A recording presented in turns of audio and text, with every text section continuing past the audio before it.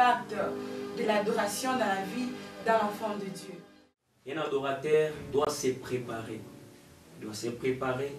Il doit se faire agréable par Dieu, de sorte que son adoration soit agréée. Donc là, Dieu c'est qui il est. Donc je présume que l'adoration, ce n'est pas seulement dire à Dieu qui il est, mais c'est d'être ce qu'il est.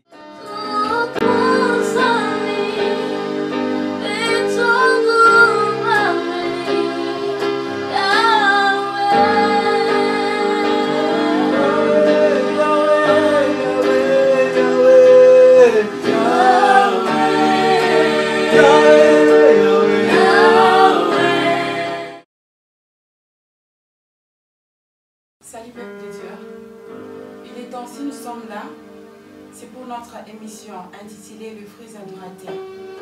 Alors quel que soit l'endroit où vous vous retrouvez, la province où vous êtes, il faut juste savoir que l'air est déjà prête pour commencer notre émission. Je venais de le dire, intitulée Le fruit adorateur.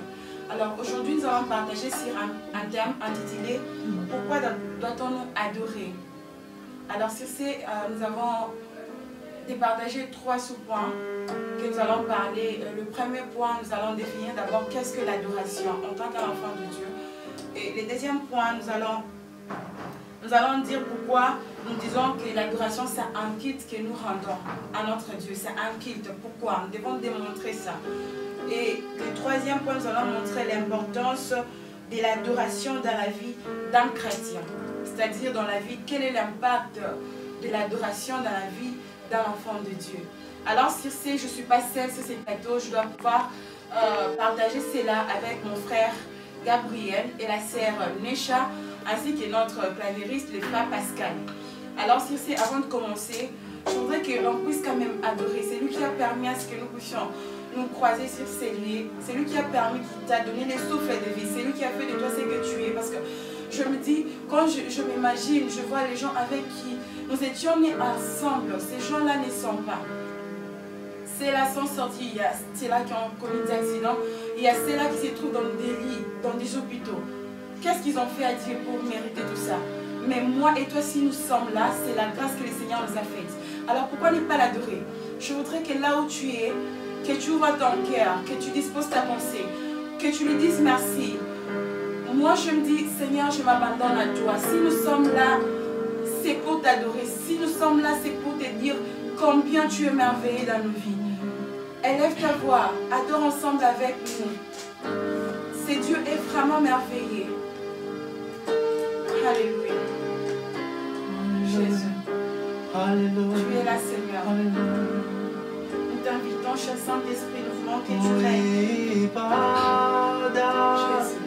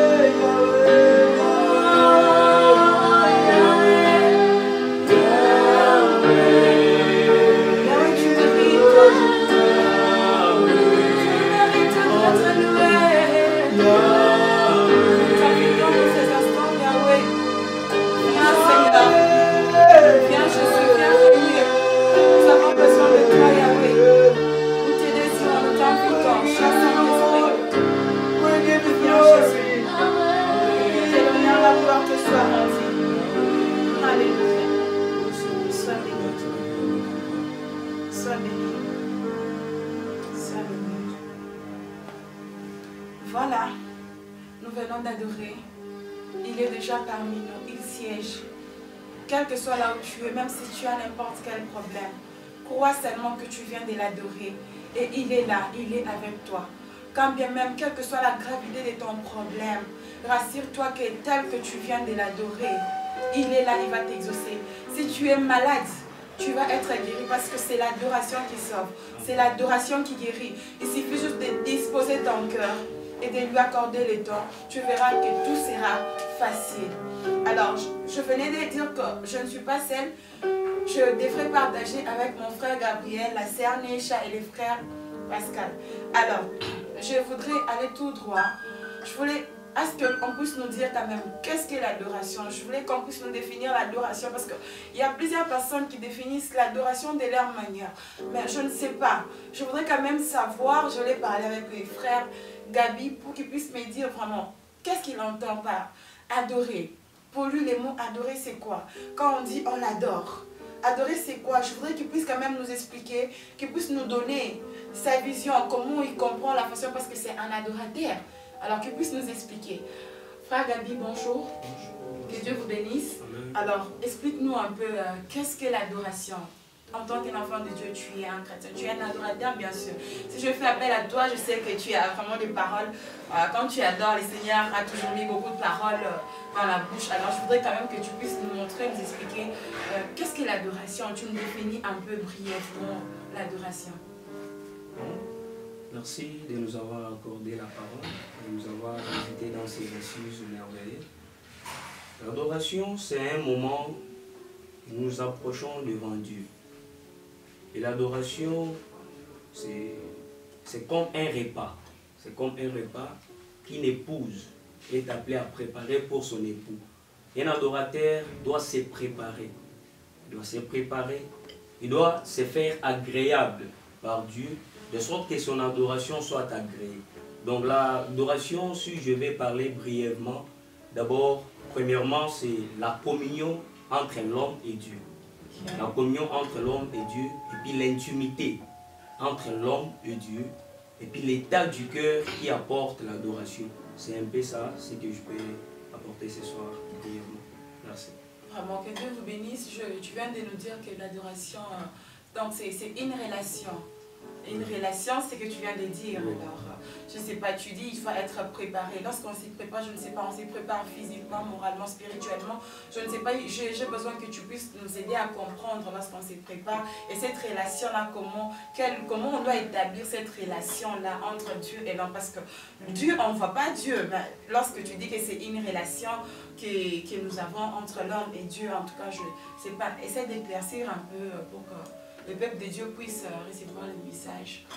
Oui, si je vais rentrer sur mes paroles pour essayer d'apporter de l'éclaircissement.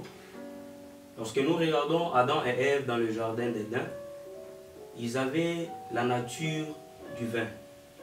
Ils avaient la nature du vin. Ils pouvaient parler avec Dieu facilement. Maintenant, la chose qui a séparé Adam et Dieu, c'est le péché. Le péché a éloigné Adam de Dieu et Ève. Maintenant, nous, à nos jours, si nous voulons adorer Dieu, pour que notre adoration soit agréée, notre adoration doit être les fruits de notre foi. Si nous croyons en Dieu, nous lui apportons notre adoration avec l'épée des mots que nous avons. Même lui dire tout simplement merci, lui dire tout simplement je t'adore pour la vie, pour ce que je suis, pour ce que tu as fait de moi. Et une fois notre foi est activée et que nous vivons dans la communion avec Dieu, je peux vérifier quelque part dans la Bible. Nous sommes dans le livre des Jean 9, 31. La Bible nous dit, nous savons que Dieu n'écoute pas le pécheur, mais si quelqu'un est religieux et fait sa volonté, celui-là, il l'écoute. Donc, dans l'adoration, Dieu n'écoute pas n'importe qui. C'est pourquoi, premièrement, j'avais touché le point communion. Donc, si on n'est pas en communion avec Dieu, on peut adorer, on peut sortir tous les mots favorables, on peut évoquer tous les mots du dictionnaire, mais si nous ne sommes pas dans la communion avec Dieu, tout cela ne nous apportera absolument rien. Parce qu'il n'y a pas la communion entre nous et la personne que nous apportons notre adoration. C'est un peu ça. Merci beaucoup. Voilà, peuple de Dieu. On vient d'écouter les frères Gabi. Il vient de nous parler que c'est une communion entre l'homme et Dieu. Alors, il dit que l'adoration, le Seigneur n'accepte pas l'adoration de n'importe quelle personne, mais il suffit de disposer son cœur lorsque ton cœur est disposé. Et là, la communion, ça va tout droit. Tout droit. Et je crois que le message est passé. Directement, demander à notre frère Pascal qui nous parle brièvement, selon lui, l'adoration, c'est quoi, qu'il puisse nous définir brièvement et faire comprendre le peuple de Dieu. Vous avez la parole. Merci beaucoup pour la parole. Moi, l'adoration, pour moi, l'adoration, c'est un culte que nous faisons à celui qui en est digne. Si nous allons à la création, quand Dieu créait l'homme, il dit créons l'homme à notre image, à notre semblance. C'était pour que Dieu, lorsqu'il voit l'homme, il se voit lui-même dans l'homme. Donc tout ce que je fais, tout ce que je suis, je le fais en adorant Dieu. Mon comportement, ma vie chrétienne, même ma vie dans les secrets, doit adorer Dieu. Alors, il y a quelque chose qui me vient en tête. Quand on était encore enfant, on nous disait adorer Dieu, c'est dire c'est ce qu'il est. Donc, dire à Dieu ce qu'il est. Donc, je présume que l'adoration, ce n'est pas seulement dire à Dieu qui il est, mais c'est d'être ce qu'il est, d'être comme lui. C'est ça, adorer. C'est comme, je peux prendre une petite exemple pour dire, vous voyez un petit chien qui vient voir un lion et lui dire que tu es mon papa, tu es beau, tu es lion, mais non, mais tout à l'heure, Makulouisa, 4, ok, c'est bon. Ganganan, alors Ganga, non, toi-même tu t'es fait des aventures, tu vois. Après un moment, tu verras un petit lionceau qui vient. On n'a même pas besoin qu'il commence à crier. Quand on regarde seulement, on voit directement que celui-ci, il est vraiment comme lui. Donc celui qui adore doit d'abord être comme Dieu, parce que Dieu nous a créés à son image, à sa ressemblance. C'est un peu ce que je peux dire. La vie, l'adoration, donc c'est tout ce que je suis, donc tout ce que je suis, tout ce que je fais. Ok, merci beaucoup frère Pascal. Tu viens de nous dire que pour toi, l'adoration c'est un culte. Donc c'est tout ce que tu fais en secret et tout. Bon, il y a quelque chose qui m'a tiqué, un mot qui m'a tiqué. Tu viens de dire un culte. Bon, je sais pas, un culte déjà parce que il y a beaucoup de gens quand nous allons à l'église, nous allons au culte, nous allons prier. Alors toi tu viens de nous dire que l'adoration c'est un culte que tu fais. Bon, je ne sais pas, essaie un peu de nous expliquer ces cultes-là, comment, explique-nous un peu. Merci beaucoup. Je peux comment dire, le culte qui signifie simplement servir mercenaire de celui qui est à la solde de quelqu'un. Vous comprenez? Donc, par exemple, si je me dis que je suis chrétien, tout ce que je fais, c'est un culte que je dois rendre à Dieu. Vous voyez dans le livre de Romains chapitre 12, la Bible dit, je vous exhorte, c'est Paul qui dit, il dit, je vous exhorte donc frères, par les compassions, à offrir vos corps comme un sacrifice vivant, saint, agréable, ce qui sera de votre culte raisonnable à Dieu. Vous voyez? Donc tout ce que je fais, même mon corps, même ma façon de m'habiller, c'est un culte, c'est l'adoration que je suis en train de donner à Dieu. Si je fais aussi quelque chose contraire à sa volonté, à la volonté de Dieu, c'est que je suis en train d'adorer quelqu'un d'autre. C'est un peu ça. Merci beaucoup. Voilà, peuple de Dieu, vous venez d'entendre vous-même les interventions de nos frères. J'espère que tout a été clair. Donc, moi, brièvement, j'ai compris que l'adoration, c'est un culte que nous rendons à Dieu. C'est une relation, l'intimité que nous devons...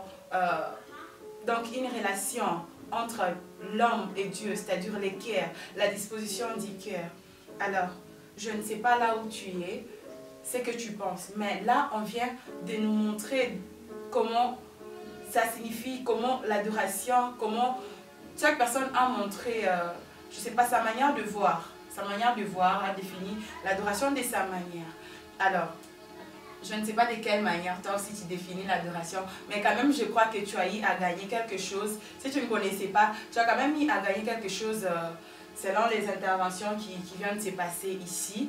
Voilà, on est presque à la fin de notre émission, tout ce qu'on avait prévu aujourd'hui. Mais avant de finir, je voudrais quand même qu'on puisse chanter, adorer avec toi, parce que nous avons bien dit que notre émission c'est l'homme, le vrai adorateur. Alors je ne sais pas, là où tu es aussi, si tu as besoin d'adorer, tu n'as qu'à te joindre à nous. Je voudrais qu'on chante. Frère Pascal, est-ce qu'on peut chanter quand même pour clôturer, se séparer avec le peuple de Dieu? Et puis juste après, on revient pour clôturer notre émission.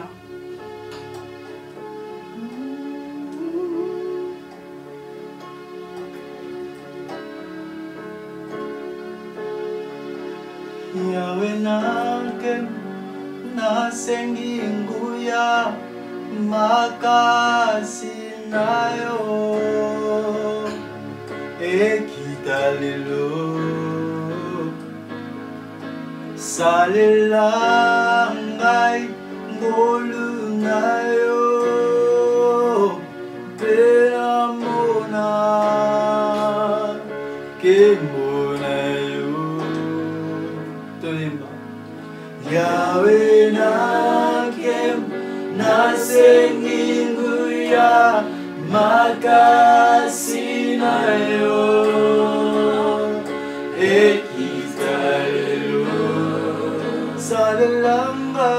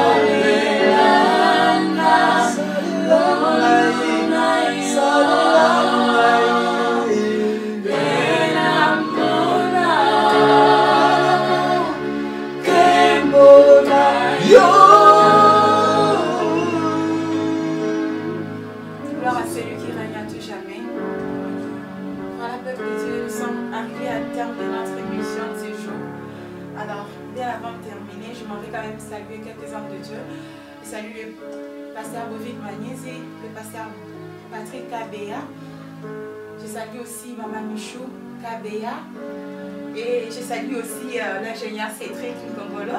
Je salue aussi l'ingénieur Jeff Ardisson. Alors, je vous souhaite des bonnes choses. Mon souhait est que le Seigneur vous fasse du bien. Et vous aussi, je vous bénis. Que le Seigneur vous bénisse. Que le Seigneur vous fasse du bien. Quel que soit l'endroit où vous êtes, que le Seigneur vous fasse du bien, qu'il vous bénisse, qu'il vous accorde tout ce que vos cœurs désirent. Et surtout, restez toujours connectés, restez toujours fidèles dans la parole de Dieu. Être ferme, être un bon adorateur, surtout si tu es chrétien. Disposer ton cœur, rendre un culte agréable à notre Dieu. Et tu verras que tout se passera bien. Voilà, à la prochaine. Que Dieu vous bénisse. Bye bye, bye bye, bye bye. Alléluia. On continue avec la musique. Alléluia. Oh, tu es là. Ways are by.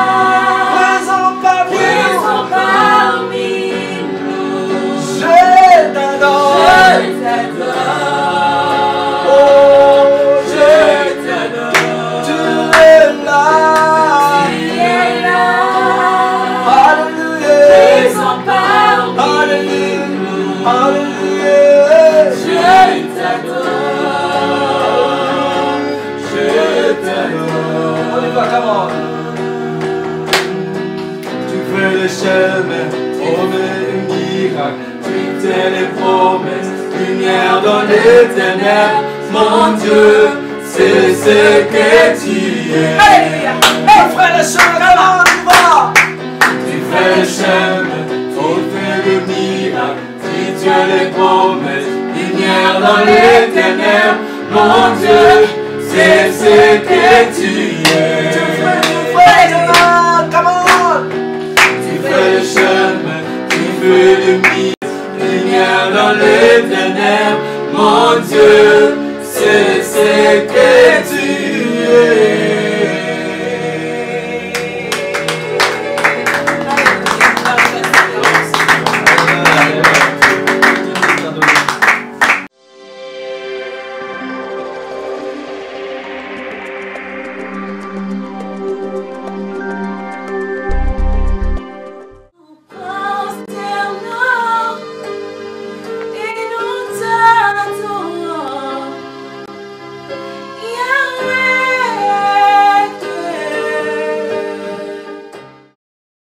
Dans la vie, quel est l'impact de l'adoration dans la vie d'un enfant de Dieu? Un adorateur doit se préparer. Il doit se préparer. Il doit se faire agréable par Dieu, de sorte que son adoration soit agréée. Donc là, Dieu c'est qui il est.